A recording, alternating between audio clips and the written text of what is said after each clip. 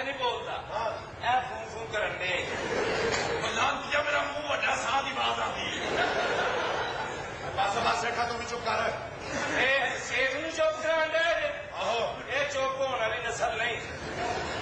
मैं नस्ल नूं जानना बहुत बड़ा बोलता बड़ी पैड़ी नस्ल कहते मैं बच्चे लिया पाले ओ बड़ी पैड़ी नस्ल बोलो रहने दो जो बोलेगा मैं चुप करा रहा तू चुप कर भाजी मैं तुम दसंगे तेरी मुड़न वाली शायद बोलता है तो मैं वही कह रहा बोलेगा तो मैं चुप करा रहा तू तो चुप कर जाना सीधे चुप करा लोगे लेकिन उन्हें नहीं ना होना